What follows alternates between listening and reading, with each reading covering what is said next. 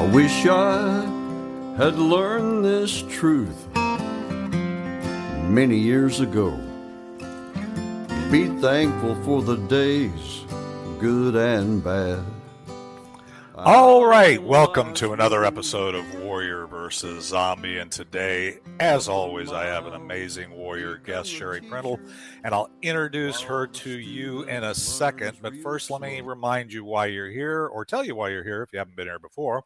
Success is a journey, it is not a destination. As warriors, we all have a history of ups and downs, wins and losses that are all part of making us who we are up to this point, and they provide a foundation for our path forward.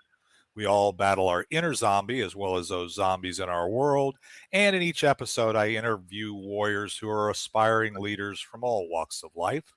Entrepreneurs, artists, health practitioners, business owners, coaches, authors, you name it, any inspired leader that has a story to tell. These warriors have a cause, they have unique value, and a vision that goes generations into the future. And today's guest is no exception. Sherry Prindle is an amazing warrior. She's an international event coordinator, innovative speaker, and corporate trainer who has delivered over 3,000 presentations in 50 states, 9 countries, and 3 languages. As an executive coach to small and solo business owners, and a marketing consultant, she organizes the biannual Star Marketing Summit for trainers, speakers, coaches, and authors.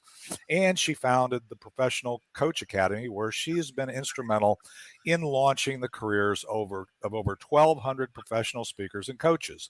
She has an MA in Business and Linguistics and speaks Japanese and Russian. That's fascinating.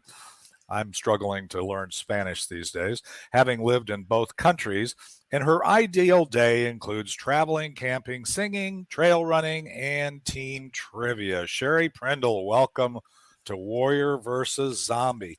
How are things today in my hometown of Kansas City?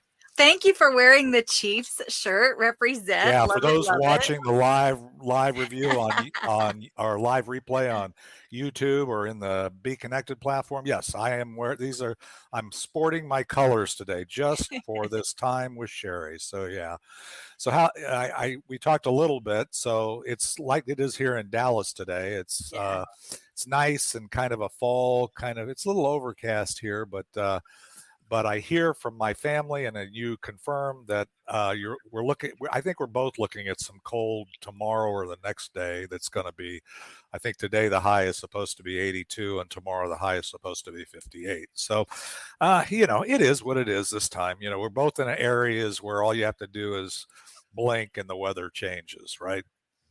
Yeah, I think the most interesting thing happening in Kansas City is that we're building new stadiums, and and there's talk of building new stadiums. So I'm kind of worried about the I-70, twin stadiums right there, right where the Chiefs and the Royals are in the same complex. Like, people for years have said they love that setup, and I'm curious about whether that's going to be in jeopardy. I know we're building the new soccer stadium, so keep your eyes open on all that development in Kansas City. That's what I'm kind of excited about. Yeah, I think it's interesting. It's funny you should say that because we all get, that's the reluctance for change. And again, I'm not a change for change sake, but you look at the masses, right? Even if you're very uncomfortable and you really don't like what's happening around you, or if you do, either way, we all tend to be a little reluctant to change. At least I know I am, and I'm a warrior. I'm always focused forward. But that being said, I don't think I think change has a degree of risk to it, to what we've grown to be comfortable with, right? So, but yeah, I heard that noise. I just want the Chiefs to keep winning. That's all. As long as the Chiefs and the Royals, win the Super Bowl and the World Series this year and next year and anytime they can, I'm excited. So anyway, well, any other exciting things going on there in Kansas City this weekend? I haven't gotten an update on what's on the agenda. I'm always looking for an excuse to travel home. So You just missed the best time because we get our best weather in September and October, Hmm. and every event there is all is like crammed into those 8 weekends, and it's already kind of stopping now with Yeah, I April. kind of know. But you got the Country Club Plaza coming up with the Christmas lights Lights. and stuff Yeah. on Thanksgiving. So that's exciting time to if people. In fact, if I didn't have this virtual screen here, right behind me is a picture that I got uh, probably 30 years ago of the Country Club Plaza lit up at Christmas. So I'm very much a Kansas City person, even though I love Texas and I've been in Dallas now for almost 25 years. So, but anyway, well, enough about me, enough about the weather, enough about our shared love for Kansas City. So let's take a quick break. I want to hear, for those in the audio audience, a little more of our theme song. It's Not the Getting There from Ricky Jean Wright. And we'll be right back with Sherry Prindle and Warrior versus Zombie. But the miles become the teacher while the student learns real slow, traveling blind most of the time. Wherever you go, it's not the getting there, it's the journey every day. It's not a race to see. All right, we are back. And Sherry, I can't wait. As you know, I want to hear about how you got from where you started, and you get to pick where that is. So, and everybody does, and to where you are today.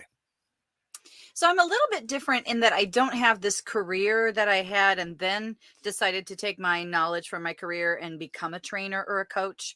Mhm. I graduated. I was just a normal middle class girl, the only person in my extended family to go to college. And in college, my work study assignment was to tutor the international students that were at my school.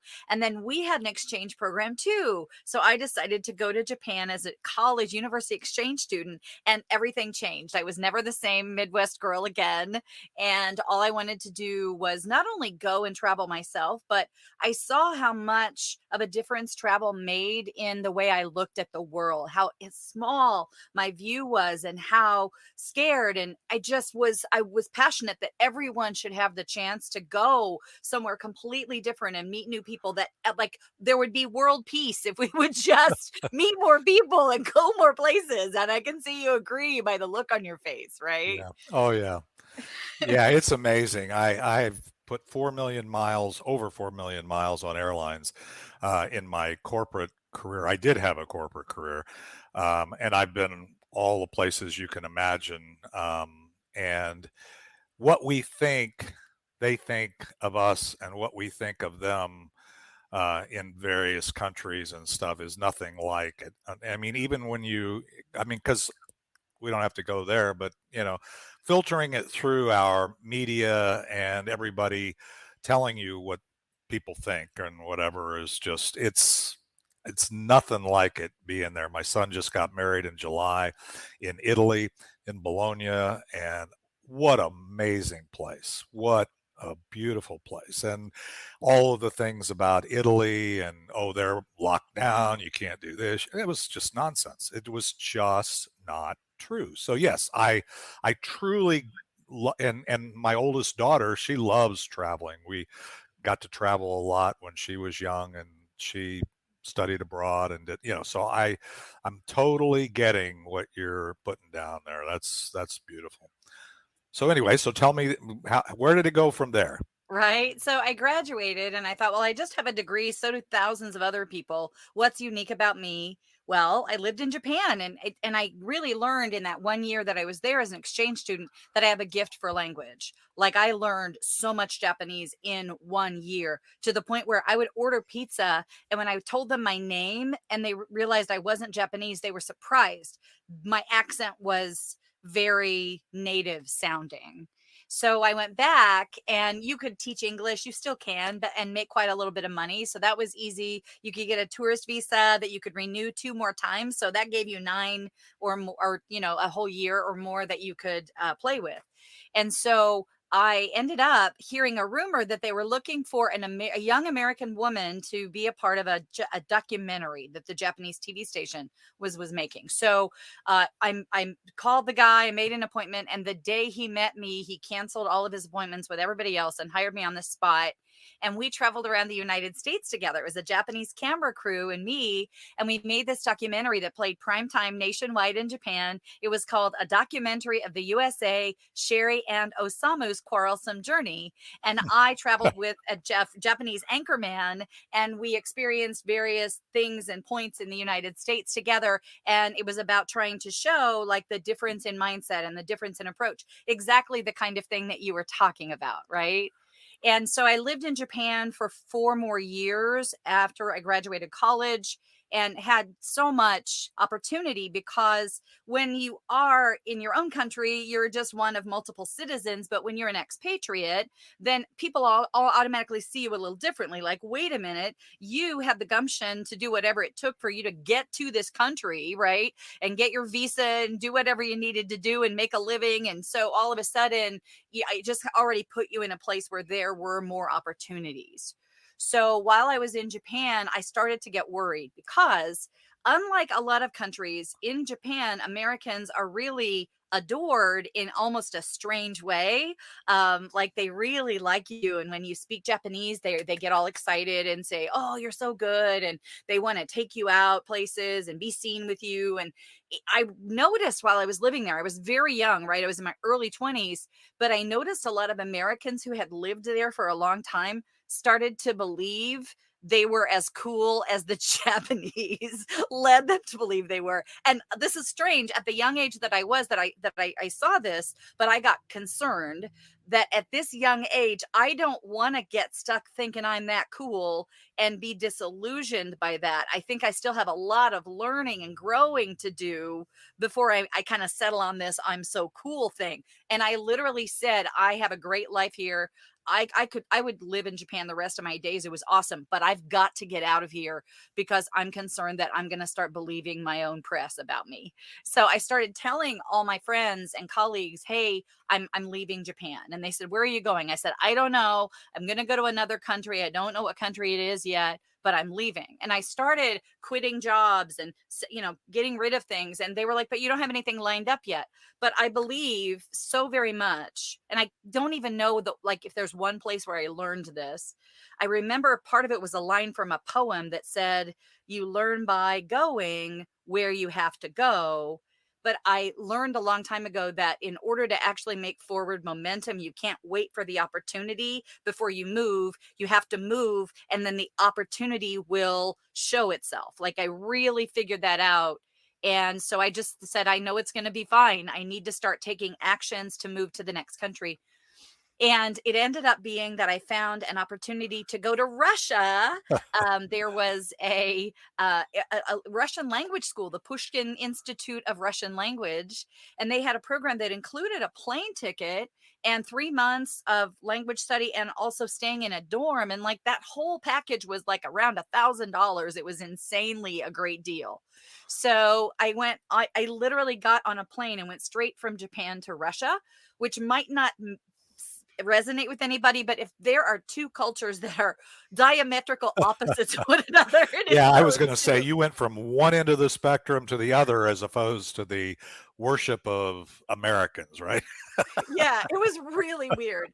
So when I got to Russia, one of the funniest things that happened when I first got there was I had to go buy groceries. So I go to the grocery store, and I had taken some Russian, some self-study Russian. So the way the grocery stores were set up, this is the late 80, this is the 80s. This is the late 80s. The way the grocery stores were set up is the store was gray and the sign above it said "store."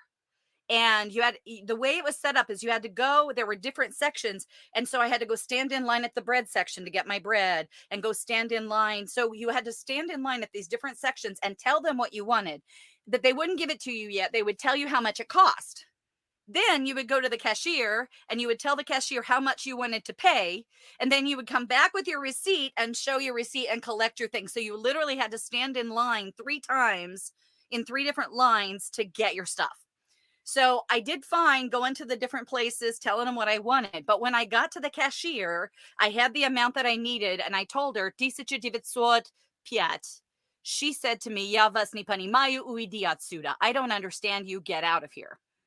So I go outside and understand that just a few days earlier, I had been in Japan, where all I had to do was walk into a restaurant and everyone wanted to buy me a drink and they thought I was wonderful. And because I spoke Japanese and I was blonde, right? I went from this being this like the celebrity to I can't even buy bread, right? And I'm outside of this grocery store and I'm crying. And then No wonder it only cost $1,000, right? It's like, so finally I'm just like sitting there and I'm like, all right, I'm not gonna let this beat me. I can buy groceries for heaven's sake, right? So I go back in. There were 3 cashiers. I went back to the one that kicked me out, of course. And I enunciated as best I could because I could have just written it down as well, right? But I went back to the same cashier and I said the number. She let me pay and I collected my groceries. And I remember thinking I made the right choice to leave Japan, Mhm. because one of my greatest, you know, accomplishments was buying these groceries. And that's the kind of like humbling that I felt that I wanted to get at a young stage in my life so that I could go through the right sort of hard knocks to grow Mhm. the way I knew I could. Absolutely. And I'll tell you what, it wasn't packaged as a zombie, but I will tell you, you just illuminated a zombie that can occur and does occur. We have a lot of millennial listeners to this podcast.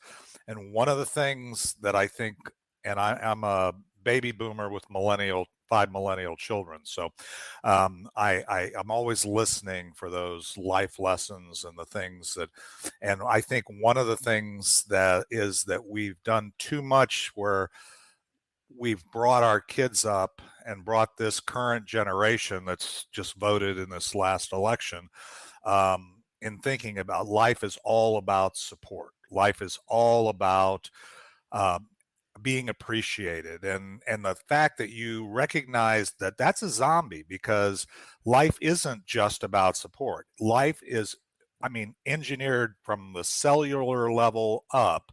It's about challenge and support, and we need both to grow and flourish and be not only healthy but productive human beings.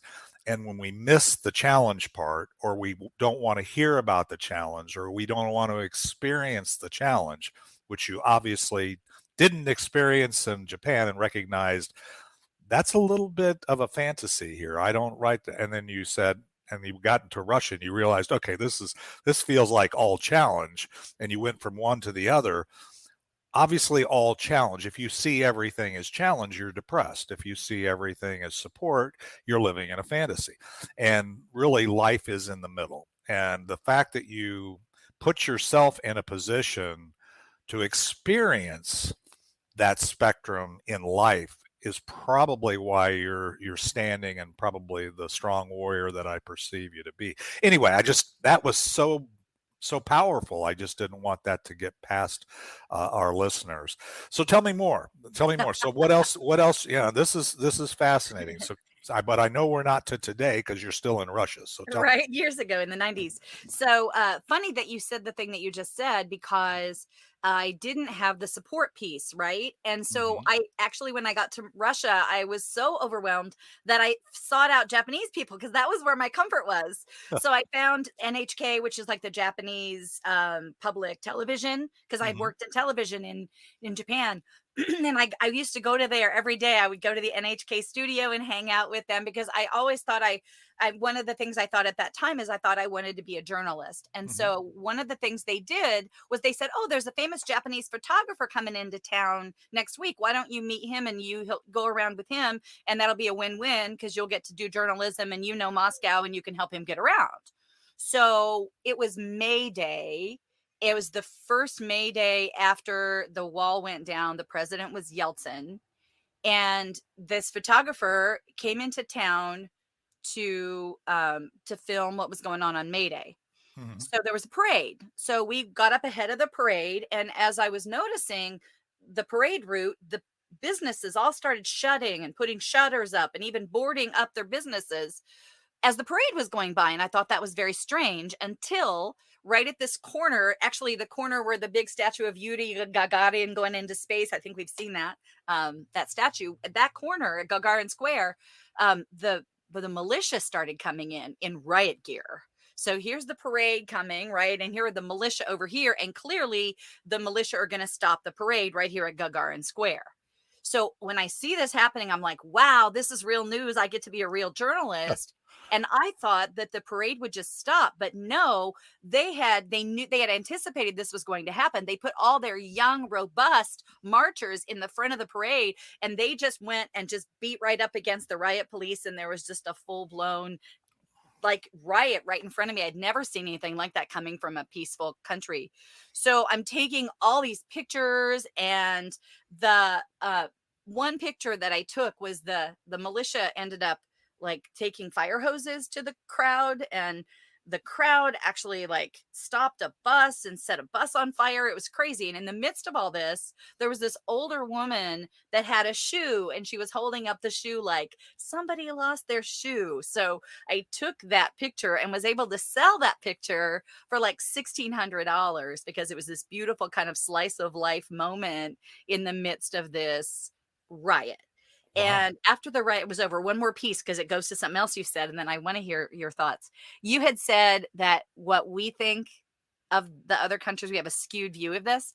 So Right. after it's all over, I go to the parade ending route and start talking to some older Russian guys. They gather around me and they say, "Where are you from?" And I said, "Well, you probably don't want to know where I'm from. You'll probably hate me." And they said, "Really? Where?" And I said, "The United States." And they literally looked puzzled. Like this is the 90s when my whole frame of reference in my entire life is that Russia and the United States are arch enemies, right? Right. The United Right. Soviet Union and US are arch enemies. So these Russians look at each other puzzled, and they're like, "Americans? Do we have any problem with Americans?" No.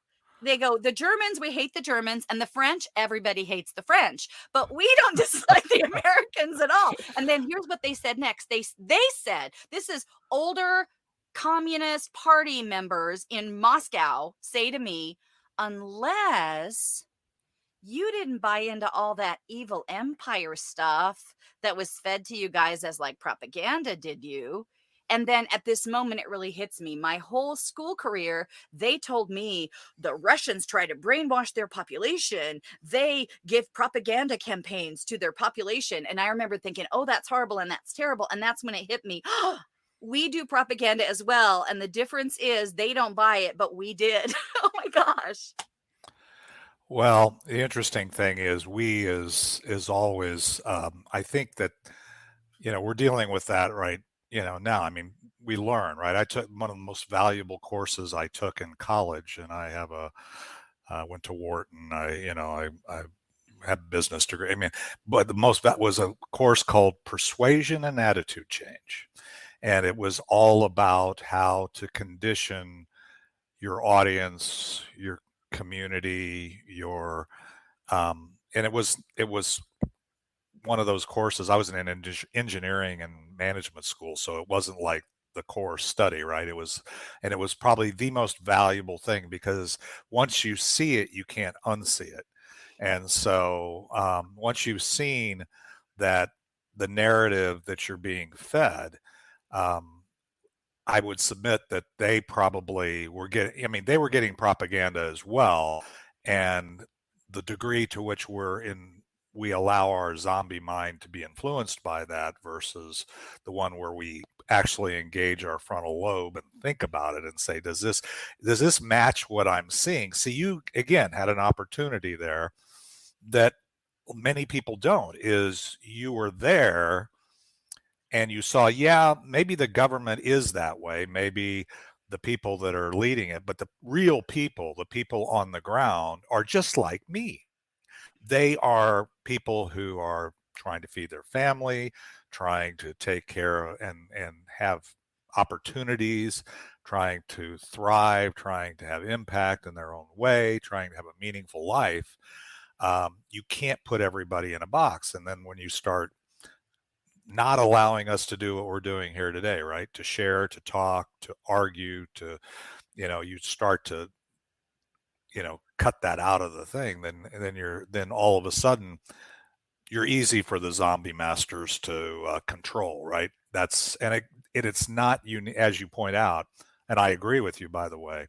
It's absolutely not unique to any country. Some more than others. Some are better at it than others. Um, but yeah, beautiful. That's another great zombie lesson there. Just overcoming. So what else? So we're not to today, so you're still in Russia. So I can't get you out of Russia. You must like Russia. You're in Japan, now you're in Russia. So tell me, what else? So my biggest zombie is probably what happened when my father died and I'm an only child. So I came back to the United States to hang out with my mom. And my mom said, we've always supported you. I support you in anything you do. She said, but I've got to say, it never occurred to me that you would want to live in another country. And it would be nice if you didn't live in another country. And I thought, oh, live in the United States. Because I was going to go to China next. I was like, okay, I guess I could do that. Right. I guess I could come back home. Yeah. But when I got back to the United States, then I had it that I wasn't special anymore. Remember that thing I told you about when you're an expatriate, right?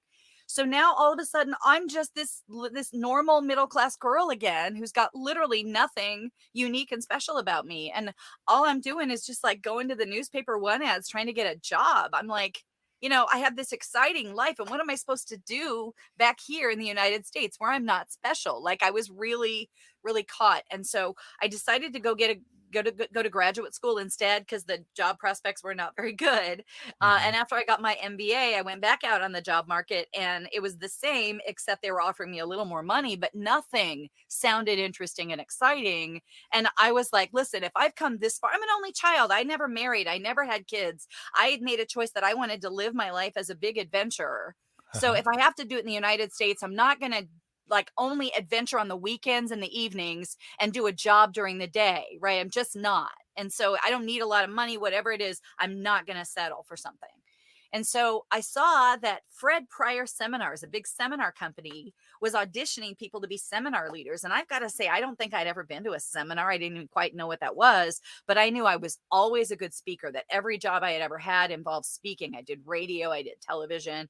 So I auditioned. And when I taught my first seminar, it was like I heard click, like this was the thing for me. It was like, I get to speak, I get to meet people, but instead of like a journalist asking them the question they don't want to answer, or like a radio personality where we had to talk about pop culture, which I wasn't interested in, I got to speak about things that I was interested in and that I cared about, and I got to help them with things that they cared about. And I figured out my passion, which I know is in the next segment. Yeah, and I can't wait to hear about that. But that is also so brilliant because it actually connects to one of the things you said earlier on is that, and by the way, I'm listening to you very closely. I'm listening probably closer than any guy usually listens to a woman. So because I'm trying to hear what you're saying. But the thing is, the thing that occurs to me is it ties back to what you said, and that is you had to be in motion to see what it was that you really wanted to do. We often wait for the opportunity to show up. And as I often say, you can't steer a parked car. So you don't know which way to go. And maybe it's in reverse, or maybe it's forward, or maybe it's right or left. And you experienced it not because it was necessarily intention, but one intention that as warriors we always have to deploy as a warrior move as opposed to a zombie move is keep moving forward, keep in motion. And you illustrated that really with that, the the opportunity that you saw that you didn't even expect, right? And that's what happens. Well, and not settling for the zombie job because again, I was afraid. Everybody had a dream. Most Right. people got a job and the income was nice and they settled into that. Nothing wrong with that. But I just like I did leaving Japan, I preemptively said, and even though I'm not going to make a lot of money working, as at a restaurant or doing some in between job, I'm not going to take a full-time job until I need to not settle, I'm going to do what I want to do. Yeah, and I think that's brilliant. As I always say, no growth occurs within your comfort zone, and it's very easy to get comfortable in even discomfort at times, but get comfortable and then say, okay, I can survive here. And that's what happens, in many of our lives. And warriors strive to break out of that as they overcome those zombies. Well, let's do this. I want to get into, you mentioned the magic word, which is today. So I really want to take a quick break for the audio audience. He'll hear a little more of our theme song, It's Not the Getting There by Ricky Jean Wright. And then we'll be right back with Sherry Prindle. We'll hear about why she's doing what she's doing today and the values she provides and the impact she's looking for. So let's take a quick break. We'll be right back with Sherry Prindle and Warrior versus Zombie. It's not a race to see how many people know your name. One day you realize time was worth more than the gold. It's not the getting there. When you get there, you'll know. Funny how wisdom and youth. All right, Sherry, we are back and fascinating, just fascinating. Gosh, I had no idea. There's so many things, so many parallels. I'm always amazed at how God, the universe, however you want to label it, tends to line us up with people that are also on a journey and people we don't even know. But that's one of the reasons why I network. That's one of the reasons why warriors need to continue to realize that it's a team sport, and there's people that'll show up if you just keep moving that are on the same path. They might not be on exactly the same path, but they're aligned with you very closely. And I sense that with you. So share with me, what are you doing today and why?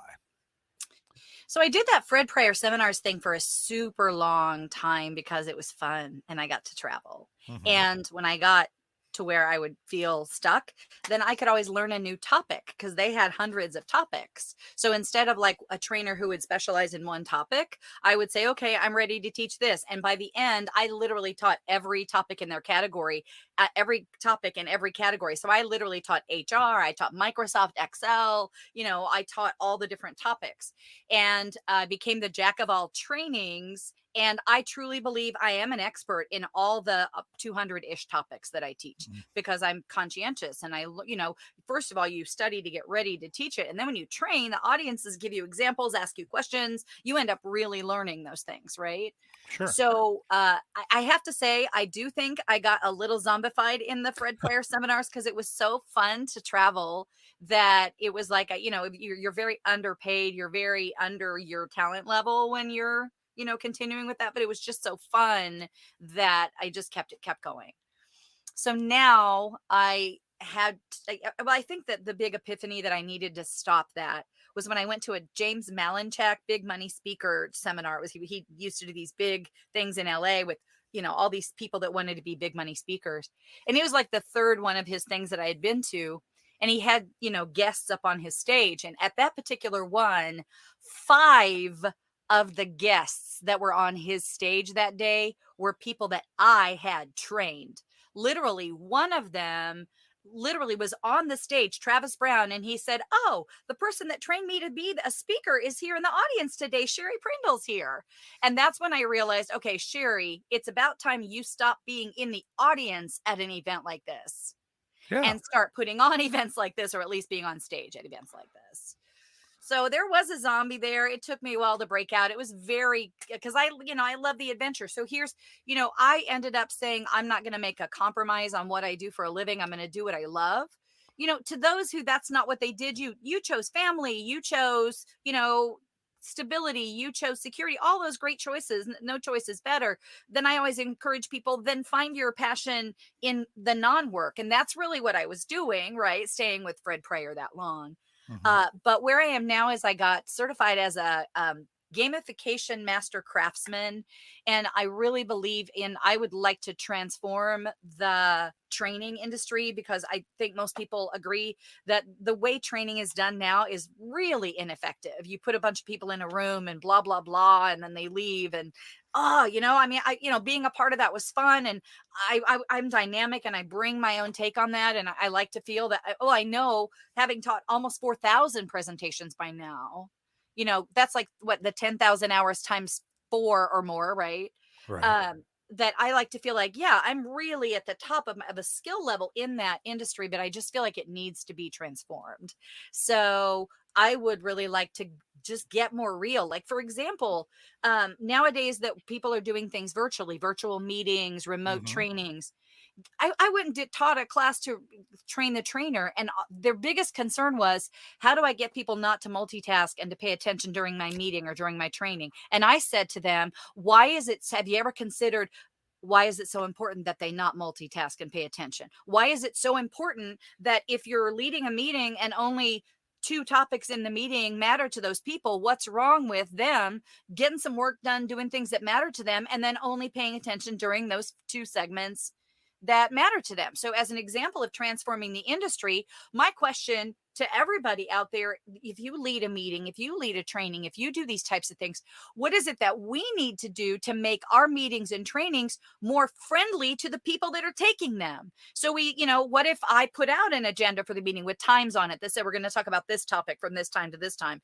And what if during my meeting I said, okay, coming up in about 3 minutes, we're going to start the topic on this. So those of you who need to be here for that, wrap up what you're doing so you can come in. Maybe I need to make my trainings and my meetings more audience friendly. Maybe I need to adapt, because in the end, what I think is happening in organizations is we're getting to a place where we're not pretending the humans are not humans. We're Hmm. not saying, okay, you come through the door at work and you have to leave your humanity behind and become this worker bee, that all the normal things that humans experience, you can't experience, or we have to pretend you don't. We've come to a place where people are able to say, I'd rather work from home because I'm able to pick up my child from school, and I'd rather work from home because I can, pick off hours. And, wellness is important and work-life balance is important. We're coming to a place of that. So I feel like in the training and the coaching and the meetings and leadership world, we need to apply that to the way we bring what we bring to the people.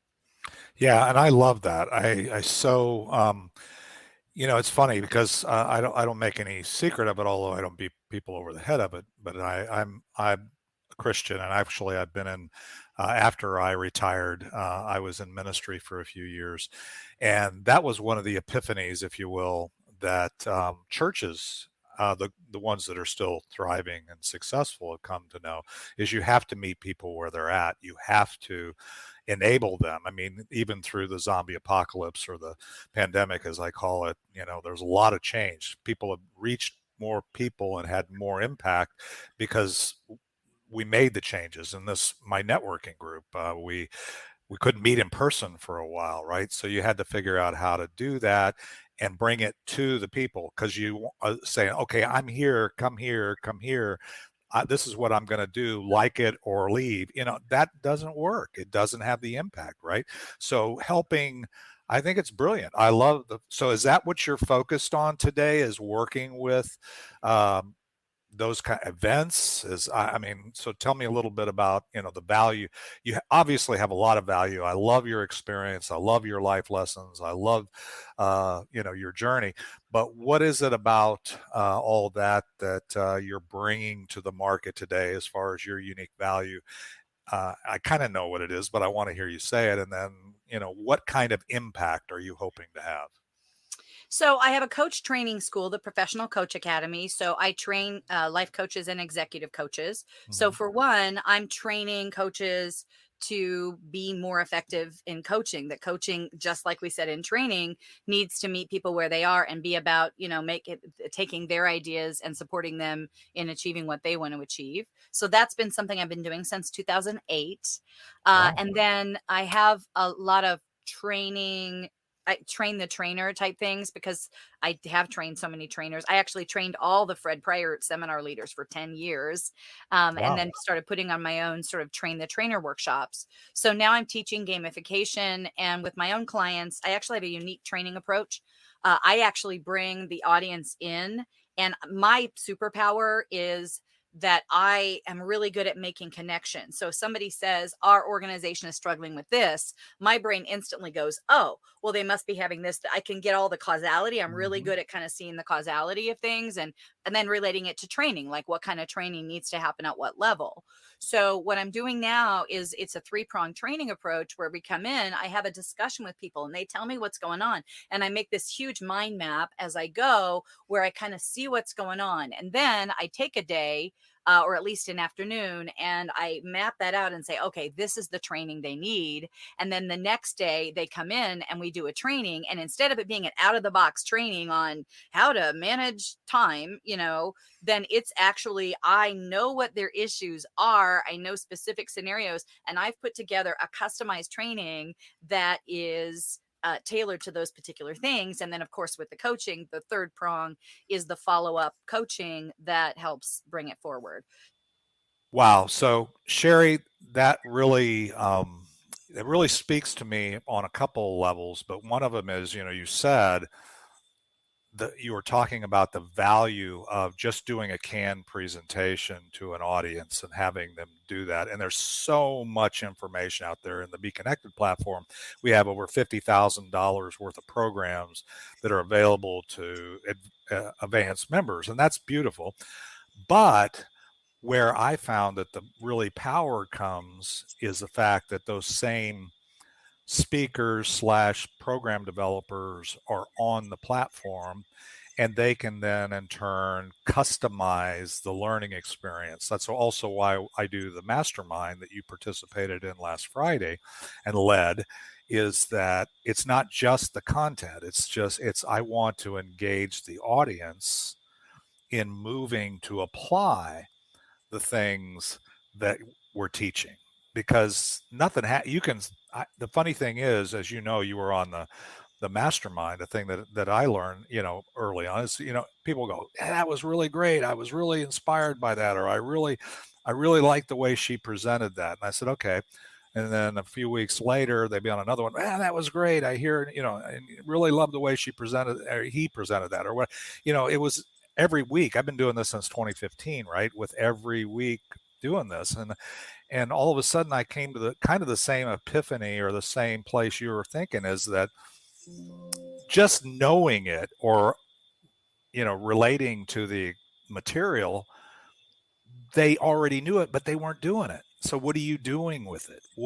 How is that impacting your world? So that sounds like impact. So what's your thoughts there? What kind of impact do you really want to have as you begin to to roll out your program of helping trainers, speakers, Coaches and authors, yes. coaches, and authors? Right.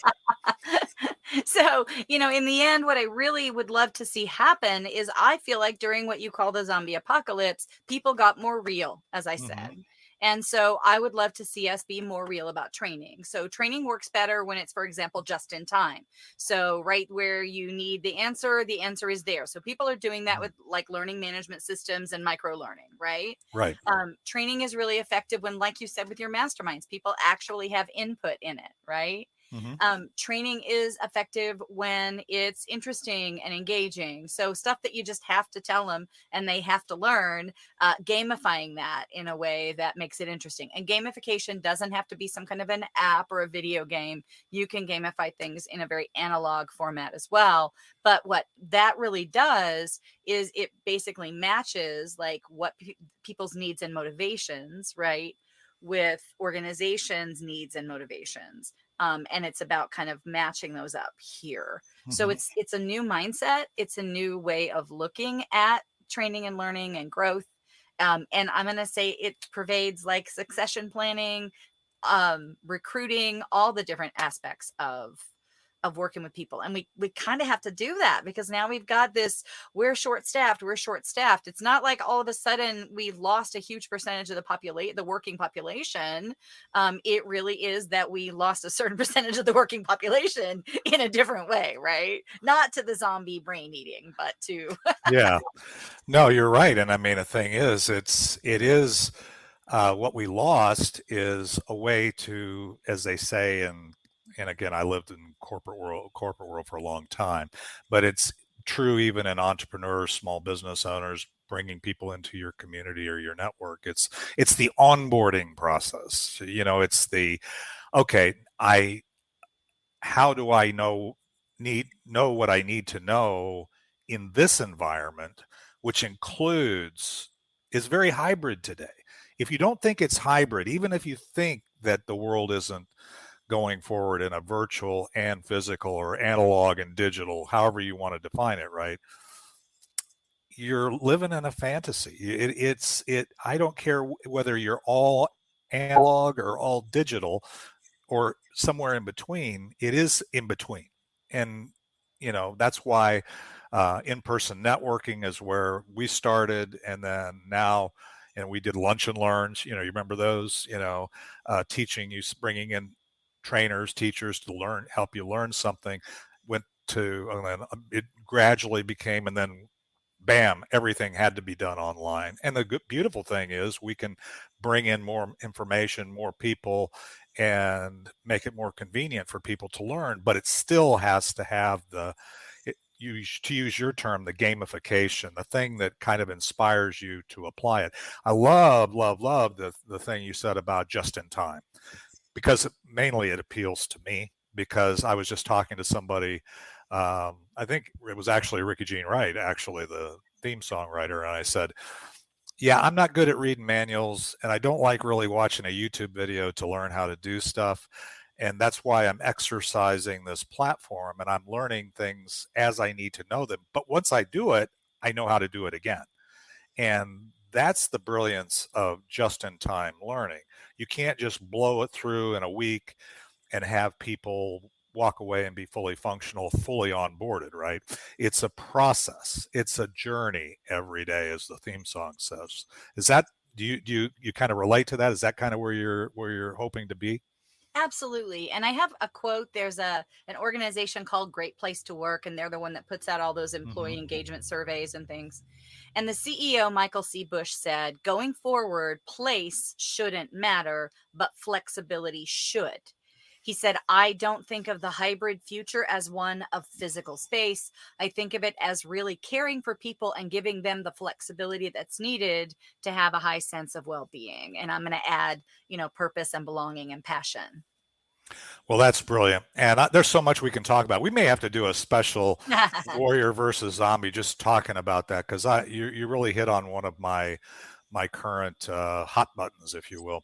So I truly love that. And so, but we are going to have to land the plane for this segment and move into what I call the land the plane segment. So get ready. I'm going to ask you what do you want us to take away from this. But let's first take a quick break.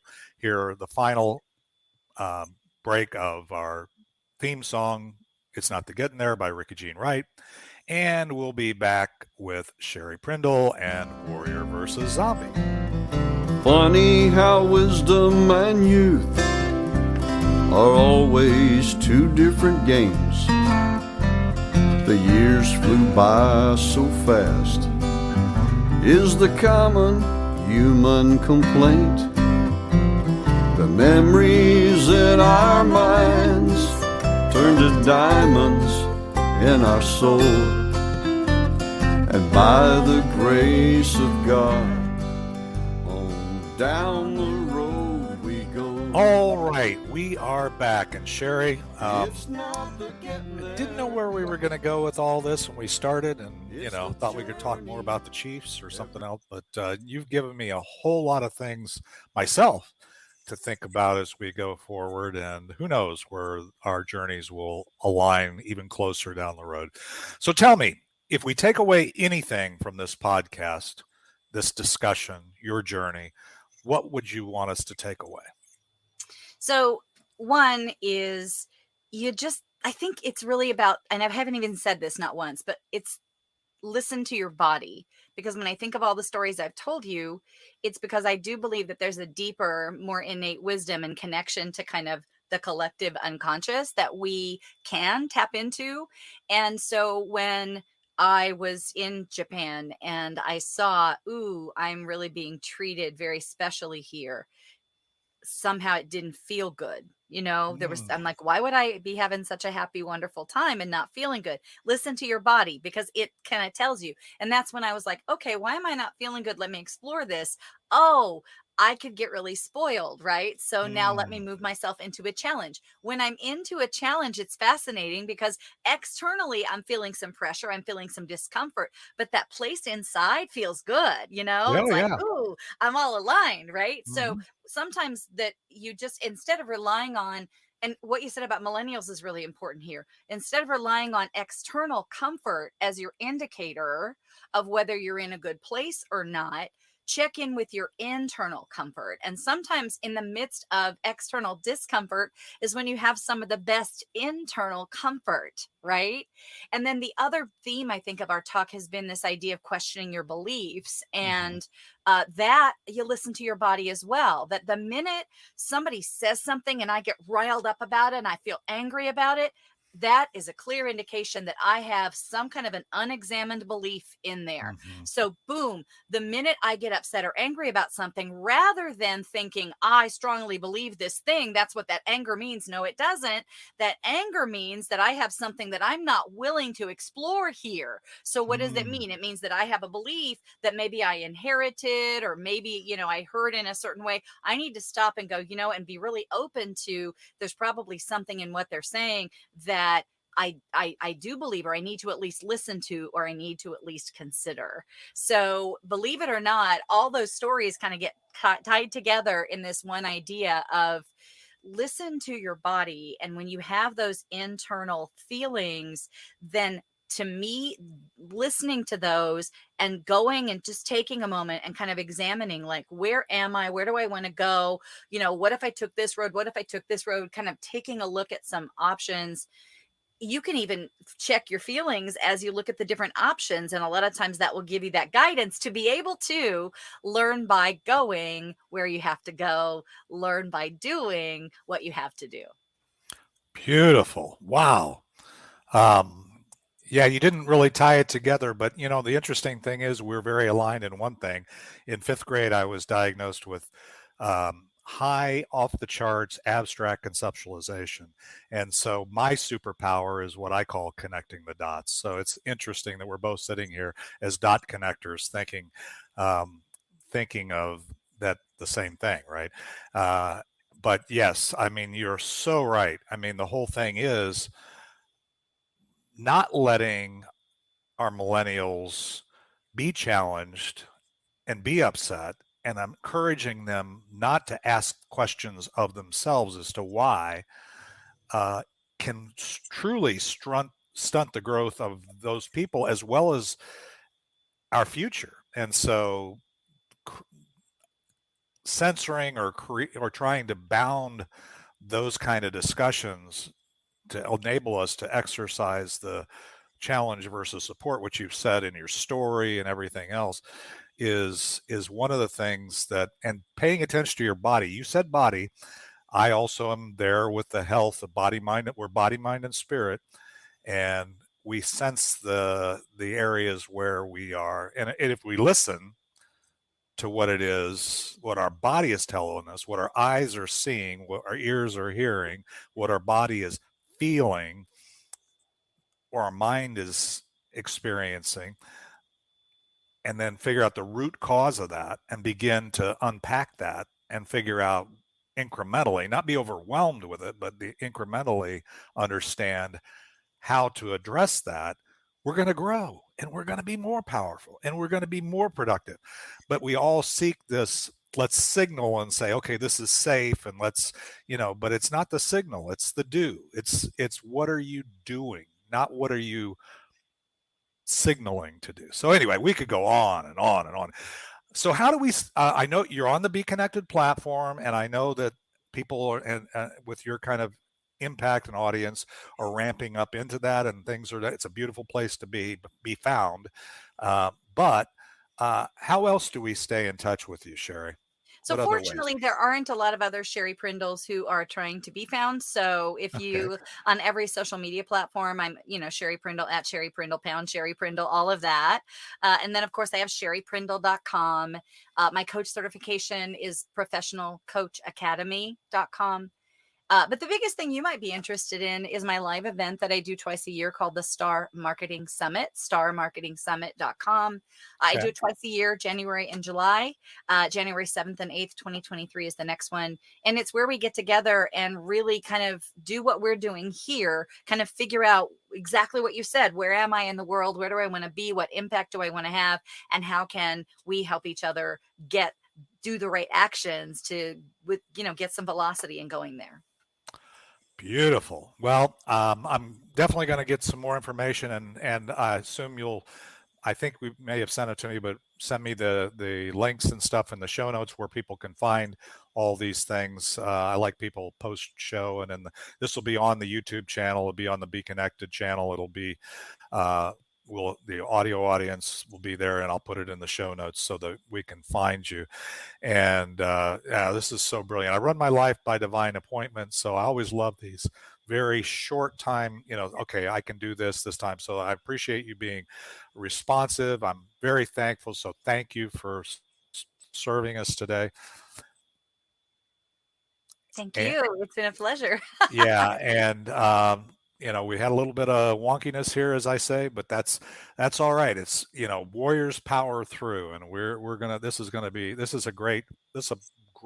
great episode. I think a lot of people are going to benefit from it. And so, we're going to have to land the plane, as much as I hate to. And we'll be back next Thursday for another episode 99. We're getting close to that 100, that magical 100 that some of you are aware that I'm striving to get to. So this will be right on the top of the heap here. So I'd encourage you to listen to this and reach out to Sherry and come back and visit us next time on Warrior versus Zombie. We'll hear the outro of our theme song, It's Not the Getting There, by Ricky Jean Wright. It's not the getting there, it's the journey every day. It's not a race to see